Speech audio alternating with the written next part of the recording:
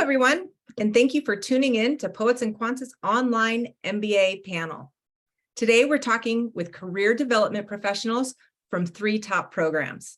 I'm your host, Christy Bleiseffer with Poets and Quants, and please feel free to use the Q&A function to submit any questions you have for our panelists.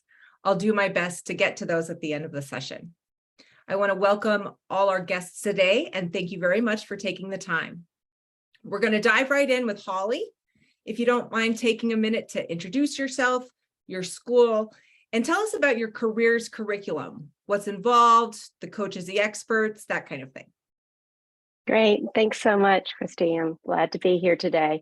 So yes, my name is Holly Lawrence, and I'm the Assistant Dean in the Office of Career Success in the Isenberg School of Management at UMASS Amherst. And we have a number of offerings for our students with our careers curriculum. So we have a full-time coach who is a former C-suite corporate manager with long-standing career service experience. And he provides one-to-one coaching and advising for our online MBA students. And we also have faculty members from my office's academic unit, which is business communications, which is my home faculty unit as well. And then we have a staff member who works very closely with corporate partners and alumni and makes wonderful connections between our current and past students, among other things. We also have a curated career and professional development website. It's called iConnect, and we have lots of resources, a job board, internship posts, things like that, LinkedIn learning modules, all curated for online MBAs. And just recently, I released our spring offerings of career and professional development workshops. We're offering one a month at noon for our online MBA students. And we try to dive into topics that we think are going to be most useful for them. And then we solicit feedback to see if we've hit the nail on the head and it's what they wanted to get from us. And then we try to adapt from there. So that's in a nutshell what most of our career curriculum is. Thank you very much, Holly. Susan, how about you? Thanks so much. Thanks so much for having us today, Christy. Hello, my name is Dr. Susan Antonelli. I'm the Senior Director of the Graduate Career Center at the D'Amore-McKim School of Business at Northeastern University. So we are really excited to have expanded our career education platform over the past year. We actually have an assistant director of graduate career education, and it is her job to sort of wake up every morning and think about the career education and curriculum component that we're offering to our online MBA and all of our graduate students at D'Amore-McKim. So our career curriculum actually follows the NACE competencies quite closely. And so, we know what those include: communication, teamwork, global and intercultural fluency, digital technology, acumen.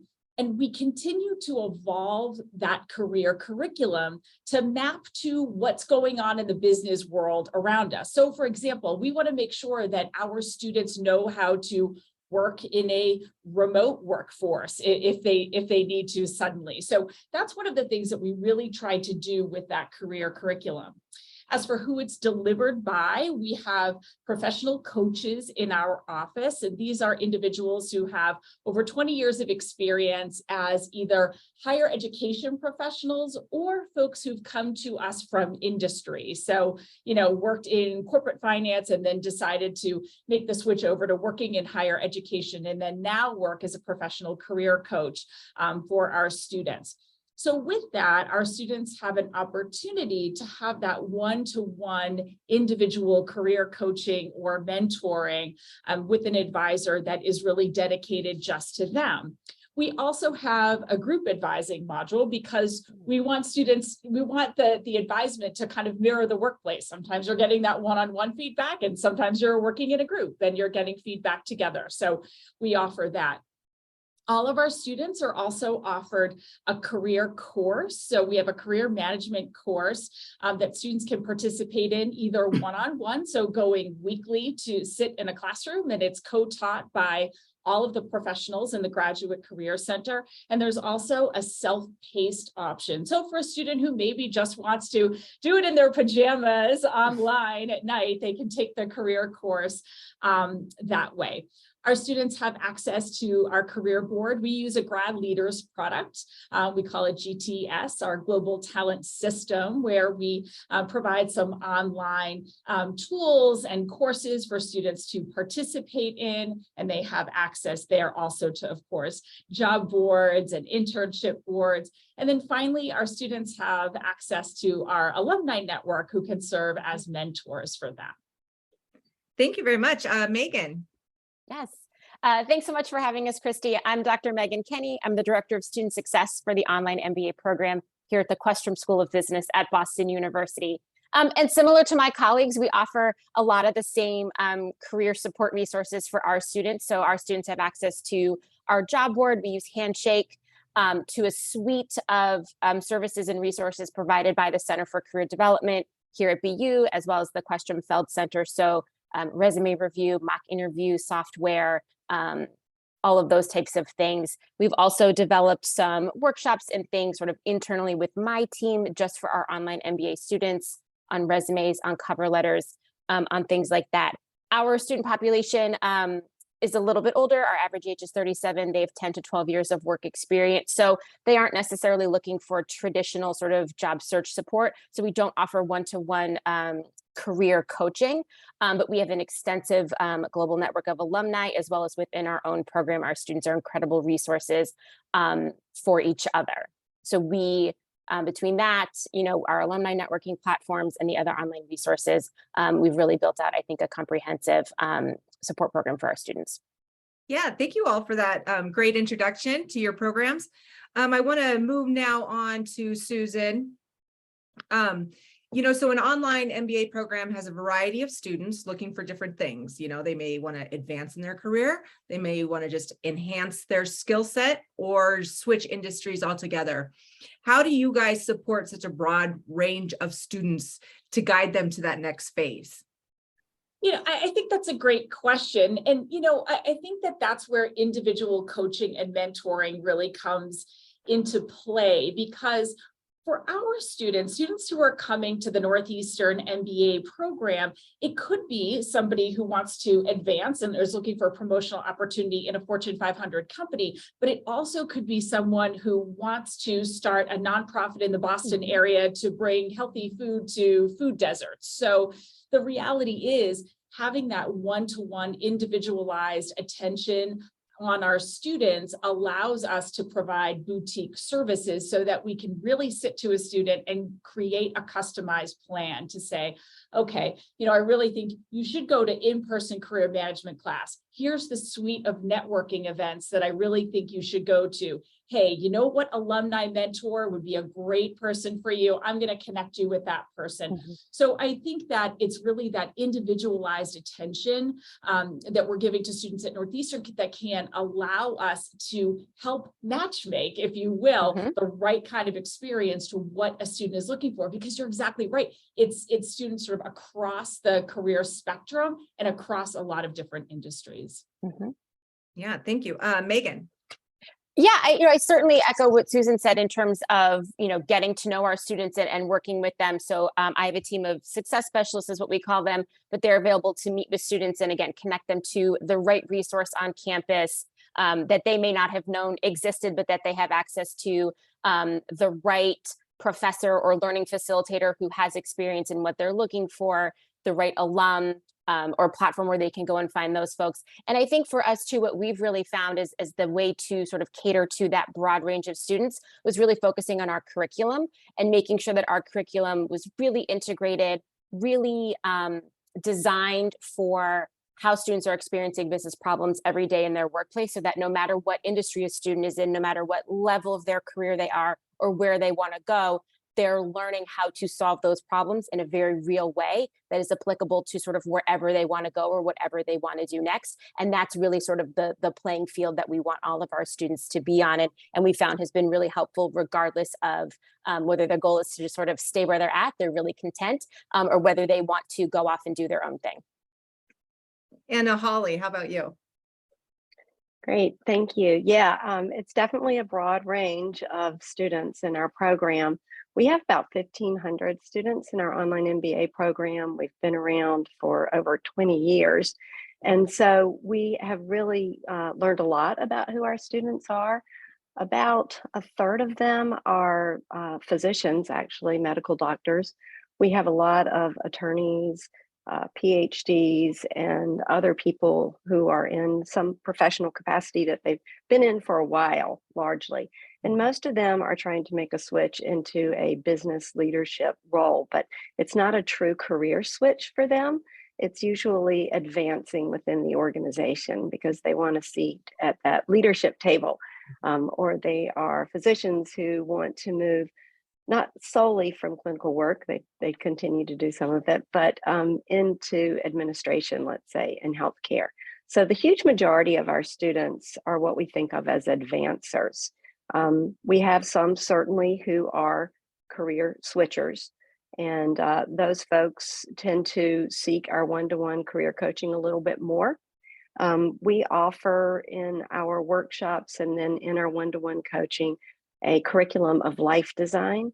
And for those who aren't familiar with it, life design picks up on design thinking, methodology, and techniques, and actually helps people work on the problem of what to do with this thing called life. And so whether folks are in a transition because they are moving up within the organization they've been at for the last 10 years, or they're actually making a career switch, sometimes they want to think about the best way forward in their career path. So we work with them through life design practices to help them think through what it is they want to do next, what suits them best, what their interests are, and so on. So we find that this big range of students really has a need that kind of falls into one camp or the other. So they really are in a period of exploration and want some guidance and are looking for that one-to-one or maybe a group workshop format. We also have a class, a career and professional development class they could take. But that's an elective, so some of them seek it, or they're advancers and they're pretty well set on that path, and so they pick and choose our services as they need them. Yeah, makes sense. Megan, to you now. What types of tools or assessments does your school utilize to help students identify career opportunities that fit with their career goals, but also their personal values? Sure. So we integrated that into our curriculum, as is our hallmark. So we have one of our courses or modules is called Leading with Integrity, and students spend an entire semester learning about leadership, thinking about values, and we weave a lot of self-assessments and those types of tools into that course. So students are doing assessments on growth versus fixed mindset, career value sort, emotional intelligence. They're identifying a developmental goal for themselves in that course and writing an individual action plan to help them meet that goal. They are also undergoing a full 360-degree review as a part of that course. So we really have built that into our curriculum for all of our students, again, sort of regardless of whether they're switchers or career advancers, that they all have, a whole semester to really reflect on themselves, their values, and then how that comes out in their leadership. Very good. Holly. Yeah, I would just kind of go back to what I was talking about with our life design curriculum. So we don't typically use formal assessments. We do have some available if students want to take advantage of them. But largely what we do is we encourage students to pursue questions through the design thinking method. And again, this could happen through a workshop, a class, or in a one-to-one coaching session. And we use it sort of as a cross check for students to take a look at personal and professional goals, looking for alignment, identifying interests, and making sure that those things are in alignment around their career path. So as an example, we have an exercise, something that I adapted from what I learned at the design school at Stanford when I was in their design thinking, life design studio. And it's called the Worldview Workview, and it can be pretty profound. It's just an example of where students have an exercise and it pushes essential questions like related to work. So what's the purpose of work, the importance of working to help others or to make money, and so on. And then questions related to being really a person alive in this world, such as one's relationship to others, responsibility to others, responsibility to the physical world, justice, the value of doing good. And we ask them to write statements around each, and then to step back and look at the two different views, their work view and their worldview, again, looking for alignment. Ideally, one's career path doesn't conflict with one's personal values, right? And they get some real fulfillment and satisfaction out of what it is that they pursue next in their professional lives. So we find this exercise as a cross-check can be really eye-opening for some, and we encourage students to do it as a way to really think deeply and carefully about their next moves. So we also have the one-to-one career coaching, as I mentioned before, to help guide students through things like that. Yeah, great exercise. Susan. So I think this is a really important question, and it's something that we really do weave through our entire career management course curriculum, and is a part of those one-on-one career coaching conversations and helping students really think about who they are and how the Northeastern MBA is going to add to that journey. And we actually start that during pre-work. Our students will participate in a career leader assessment tool, which is an opportunity for them to just have a reflective moment and think about who they are and what they're hoping for in this journey. We also have opportunities for students to participate in Gallup Strengths Finder. So they have a way of talking about that which they are good at. I think that, sometimes students are very good at talking about areas where they're challenged. We want to get that sort of positive psychology spin on things and give students an opportunity to really think about the places where they shine and how then they can use those strengths to help them think about their career path. So it's not just about knowing that you're an achiever, but what might that mean in terms of the right career path for you? So again, these are not just sort of, oh, we take this tool and isn't this fun? It's taking the tool and then revisiting it week after week after week in the career management course. So they know a little bit about themselves, they know a little bit about their values, and then it can help guide that path. Our students will also participate in the skill survey assessment tool, and that's really related to their experiential education components. So when students participate in some kind of experiential education, whether it's a co-op or an experiential education project, they have an opportunity to participate in a survey and assessment tool where they can really think about, what did I learn? How does this map to the NACE competencies? How does this map to me as a future leader, or a budding leader, or someone who already is a leader? And how can I grow in that leadership?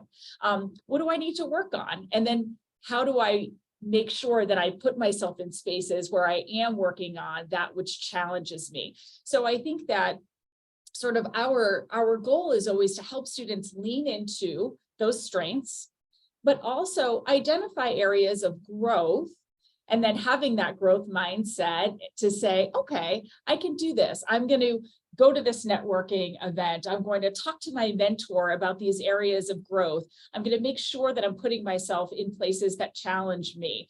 And again, it's continuing to work with advisors one-on-one to make sure that they continue to get that growth and development where needed. Thank you all for that. Holly, we're going to go to you next for our next question. What are the skill sets your program emphasizes to respond to an evolving global landscape? And how do you teach the soft skills as well as the technical skills that the MBAs really need? Yeah, it's a great question. So we certainly have a lot that happens in the curriculum that's sort of outside of my unit and outside of the career space per se. A lot of group work, a lot of opportunity for students to work on some of the skills that you would probably put in the soft skill camp, whether it is through a group project or it's actually a leadership topic, a communication-based project, that kind of thing. In addition to that, my unit, the Office of Career Success in Isenberg, is relatively new. We've had our Career Center for many years, and we've had our Business Communication program also for many years. And the role that I've taken on as the Assistant Dean was overseeing the Office of Career Success because we were bringing these two units together. We have our academic arm of business communications and then the traditional career services. And what this has allowed us to do is really leverage the expertise of each unit. And so through the business communication faculty, we've been able to single out some point people who are working with our online MBAs to help them in this very area. A lot of the folks who come into our program certainly have really strong technical backgrounds. They might be engineers or scientists, let's say. And so they really do want some of that extra work on some of the things that would help them with the non-tangibles, with the soft skills. So that's where our communications faculty can provide some assistance. They work with people one-to-one, and we have our workshops. We have a number of resources on our iConnect site. And then we have our executive career coach who also can step in and help with what some of the career toolkit pieces might be to help them take things to the next step. Yeah. And then our class tends to be fairly popular as well. Yeah. Susan. So I think, this is really where the career management class shines, is helping students sort of with those soft skills that are working in conjunction with a rigorous academic classroom experience. We have a four-pronged approach to career education at Northeastern. So it's the career education course, it's networking and professional development, career advising and coaching, and employer engagement. And all of those work together to build soft skills. So, what I would say to students is, look, you can't just go to a networking event and say, okay, great, I got it. It's all of those working together. So if you are going to a networking event, it's thinking about, how do you research the employer? How do you research the industry that they're working in? How do you feel confident in the questions that you're asking? If you're with a group of people, how are you working together as a team to make sure that you're engaging this employer in the best way? How are you asking some serious questions about their inclusive excellence practices? So all of these sort of work together to help build soft skills. It's not just go to this event and won't this be great? It's making sure that the education component is laying the groundwork for everything else that we're offering students. And then I mentioned at the beginning that we have this assistant director of graduate career education, and what she is also responsible for outside of just the weekly career management class is also ensuring that there are more tailor-made opportunities for students to build on their education. So for example, a career development class for international students. So international students who might be looking for some education about what is a US work system like, what can I expect? So we'll have workshops and clinics and events specifically related or specifically geared towards international student populations. So it's the career management course, that four-pronged approach, and then associated workshops and clinics that are happening that are really for targeted audiences to make sure that we're answering those important questions about the workplace and the soft skills that you need to succeed in it. Yeah, very good. Megan. Yeah, I think, two of the skill sets that we really emphasize in our program are teaming and communication. So we have built that into our entire curriculum from day one until graduation. So students are on at least one team in every class that they take for the duration of the semester. So they are working with different folks in every class, and they are learning how to do projects. They are learning how to work with folks across multiple time zones. What does it really mean to work on a global team logistically? They're working with folks who are very, very different from them. And how do you navigate conflict when it comes to a team? that may be about how we're approaching the project, and it may be culturally how we're very different and how do we need to navigate that. So that is throughout the entire curriculum.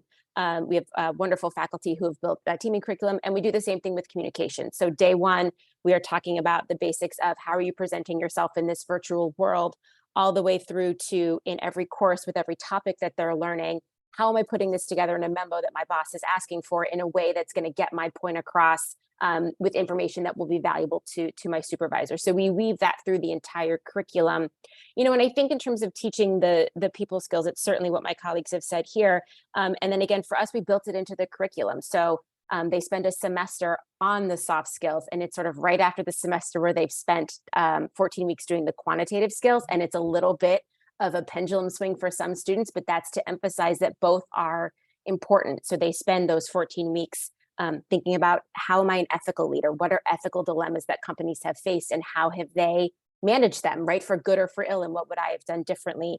Talking about diversity and equity and inclusion as a leader. How do you manage from the middle? Those kinds of things as well, as an equal part of our curriculum, along with the technical skills that we know folks need. Yeah, absolutely. It's so important for there to be emphasis on both for an MBA, because that's what, you know, employers are looking for. Susan, back to you. And speaking of employers, what do you think that they most appreciate about students from your school? Yeah, it's a great question. And I think, you know, for Northeastern students is that they're professional ready, that they're ready to work. I think Northeastern is well known for our co-op and corporate residency program. And so our students have rigorous classroom experience and rigorous classroom education coupled with experiential education. And so I think what employers have appreciated is that our students can show up on day one of a professional experience, and they know how to apply what they have learned in the classroom to a workplace setting. So they can solve a problem, they can be a member of a team, they have sort of creative and strategic thinking skills that help them sort of be work ready right away. And so I think that that's something that employers have really enjoyed about working with Northeastern students. Yeah. And Megan, what do you hear from employers about your students?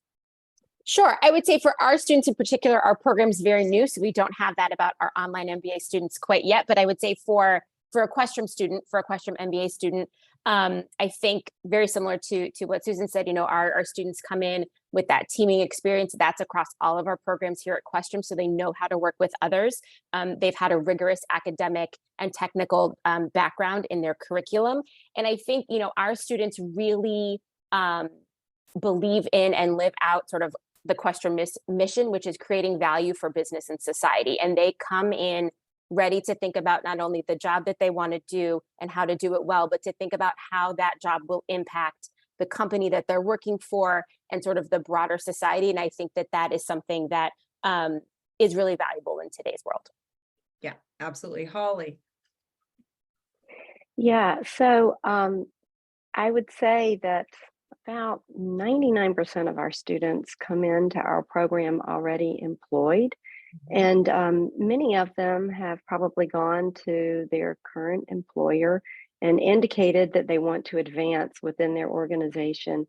And so some of them have help from their employers with their tuition costs because they see their employee as a good candidate and attractive for growth and advancement.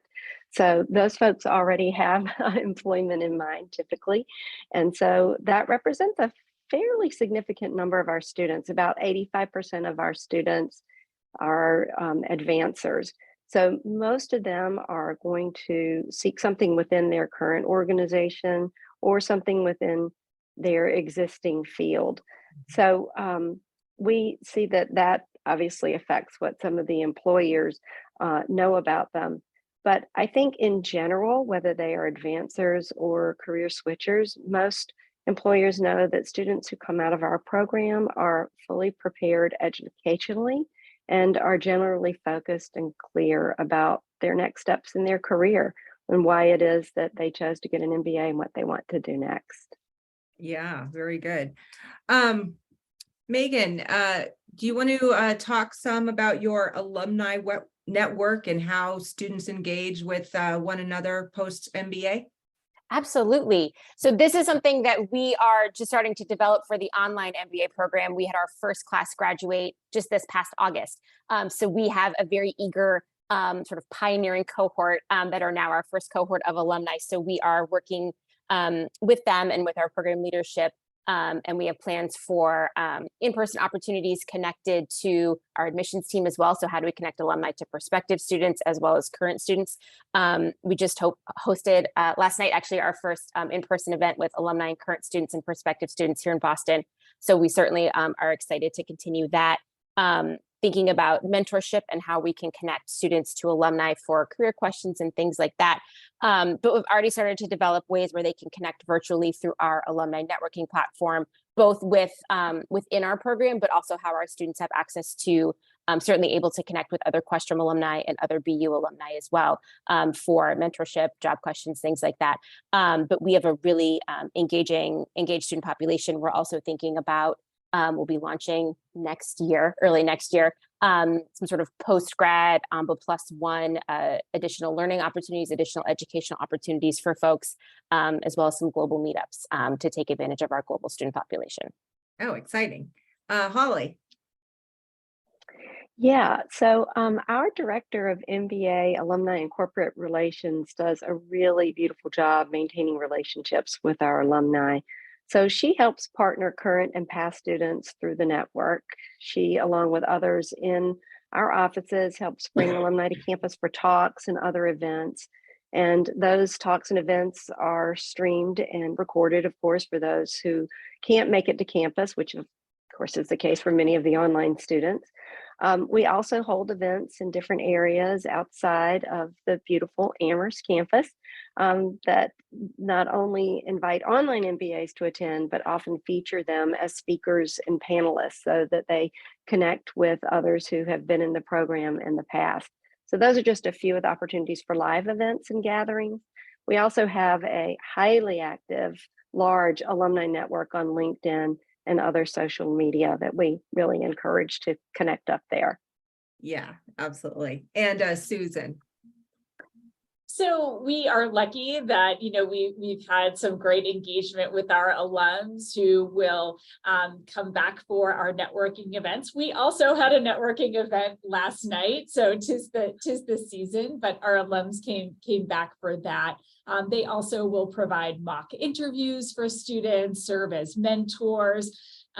We've also had some social events where students can meet alums in more social settings, but also professional development opportunities. We really want our students to feel that Northeastern at D'Amore-McKim, we're a convener for students to come, or alums to come back and think about hot topics that are happening within industries today. During the pandemic, everybody was talking about supply chain. And so we want to be an opportunity for not just our current students to be convening and having conversations about hot topics, but welcoming our alums back for some ongoing and continuing education.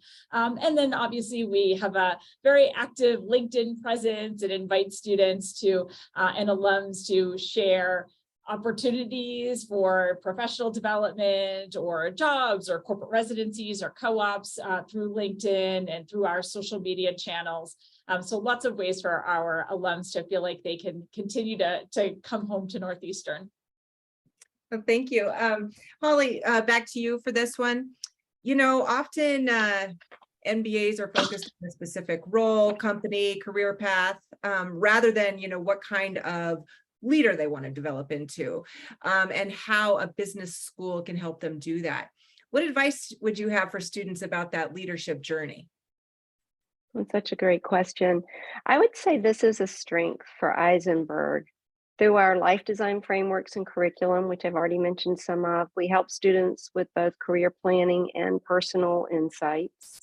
And our advisors use life design processes to help our students at all levels, but especially MBAs, to develop themselves into thoughtful, self-informed people and leaders, in addition to preparing them for a specific or target role. But in terms of advice, I would recommend being open to opportunities. I think it's easy for students, any of us really, to set a course and put a plan into action and then think we need to stick to it and never veer. And I think that can be a terrible mindset at times. You know, in short, most students in MBA programs are looking for new skill sets, knowledge bases, and understandings about the work they are currently involved in, or maybe what they want to learn more about. And their educational experience and journey also spark new interests, right?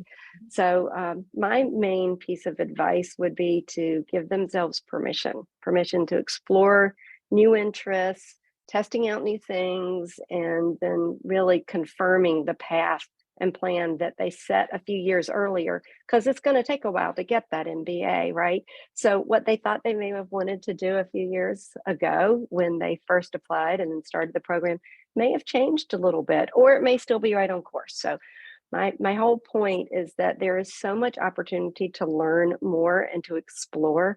And I would just encourage that as much as possible, and then refine interests as they go and really enjoy the journey. Yeah, give yourself permission. That is great advice. Susan, how about you? Well, first, I just want to say I loved Holly's advice. I think that's great advice. But I think sort of a close cousin to that is having honest conversations with yourself, building honest and trusting relationships with the folks in your career services or advising team. I think that is really key, because everyone coming into business school might have similar goals, but that journey might look different and that end goal might look different. And I think finding a program that allows you to pursue your goals, to pursue your dreams, whatever that might be, and where you feel like you're going to be heard, where you feel like you are going to have that trusting and open relationship is really important. And knowing that, good business acumen is important if you want to lead a nonprofit organization or a publicly held company. Leadership skills are important if you're running a religious organization or if you want to be a bonds trader. And it's okay to have those skills or those dreams that are unique to you. And so kind of tapping into that, your own uniqueness and individuality, I think is something that is really important. And I think students have to really continue to listen to that. So we'll have students who come to Northeastern and they say, I know I want to run my family business, but I know I'm entrepreneurial and I know I want to grow that business and I want to expand that business and I want to diversify that business.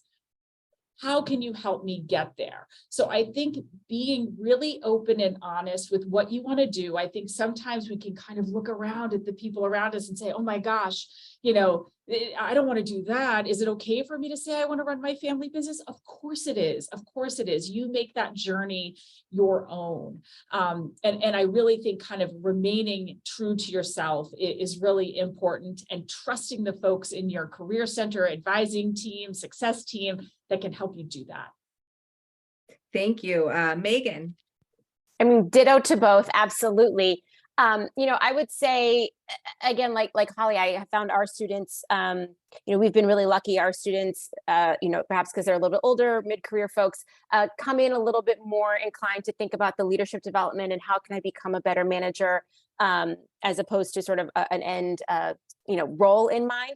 But I would say advice is, really remembering that all of that soft stuff, that relational stuff, is actually the foundation for good business. Right? When we talk about creating value, we don't immediately mean, monetary value. We mean creating good value with our employees by being strong managers so that they stay, right? And they want to grow in your company. We mean creating value by, treating our customers really, really well so they stay loyal to us, and that creates value. We mean treating our suppliers really well so that way when something goes off the rails, they're willing to help us. And that is really the bedrock for whatever the career thing is that you want to do next, because people want to work with people who know how to work with others, who are good people to be around. We spend so much of our time with the folks that we work with, and that's really the bedrock. And that's what I think what folks, the kind of leadership folks are looking for. Yeah, very good. Thank you. So for our last question today, let's just start with Susan. how do you kind of see the online MBA evolving over the next 5 to 10 years, both at your school and, just as the degree in general?